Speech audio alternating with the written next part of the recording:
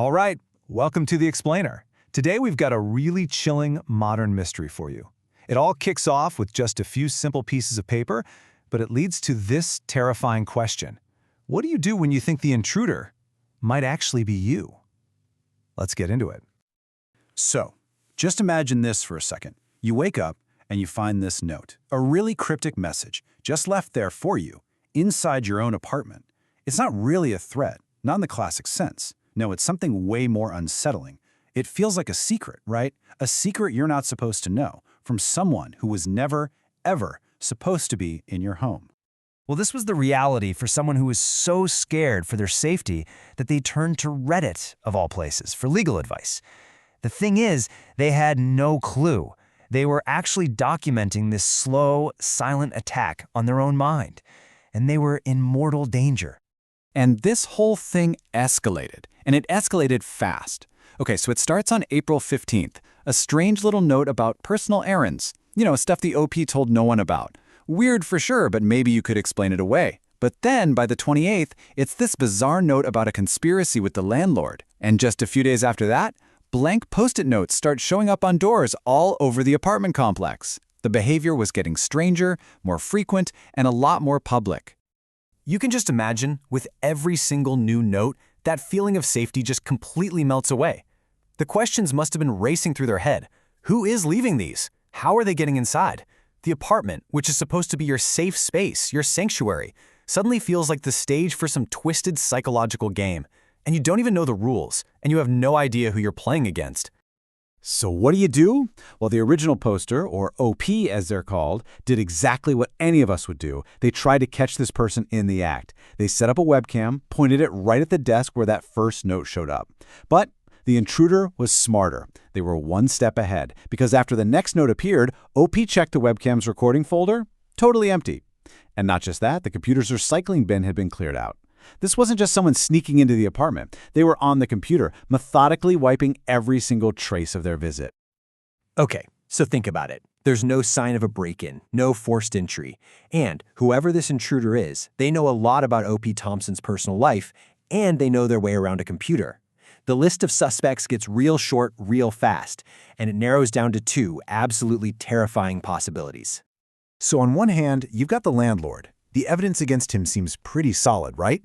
OP actually digs up an old letter from him, and bam, the handwriting is a perfect match. But then there's the other side of it. The notes. They were written with OP's own pen from their own stack of Post-it notes. And that leads to this just horrifying thought. What if there is no intruder? What if OP is the one writing the notes and just has absolutely no memory of doing it? Totally desperate at this point, OP lays out the entire terrifying story on Reddit. They're just looking for some legal advice. But what they got was something so much more valuable. In the middle of all the speculation, people guessing about stalkers or mental health issues, one single comment. One comment changed everything. It completely shifted the investigation and, no exaggeration, it ended up saving their life. One commenter just cut right through all the drama and suggested something totally different, a physical cause.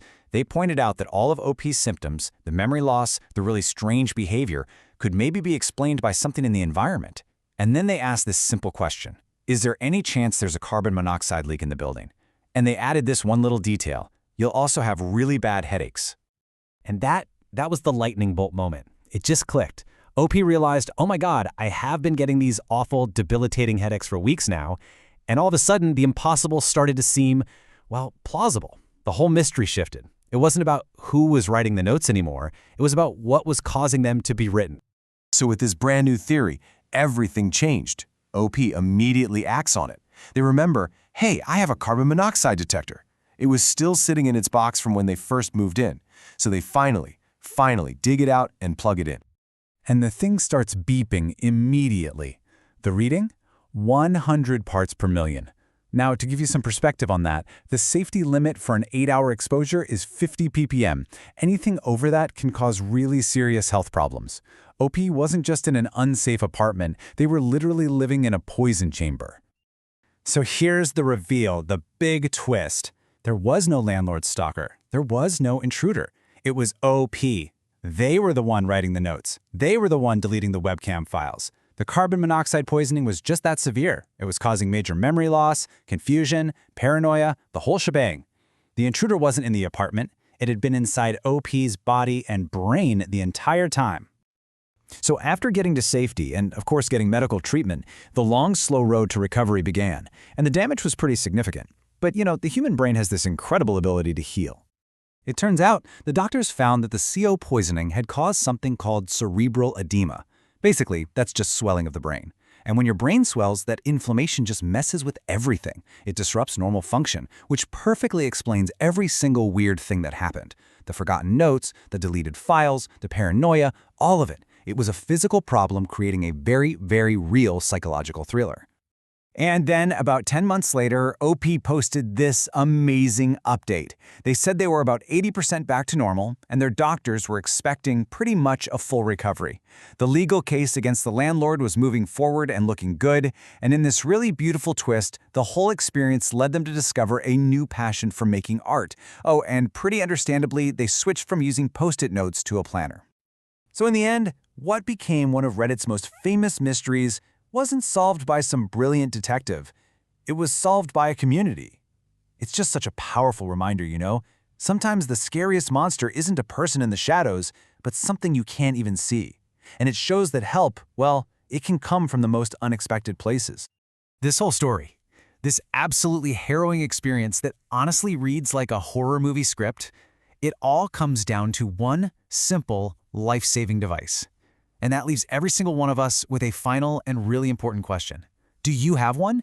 And is it plugged in and working right now?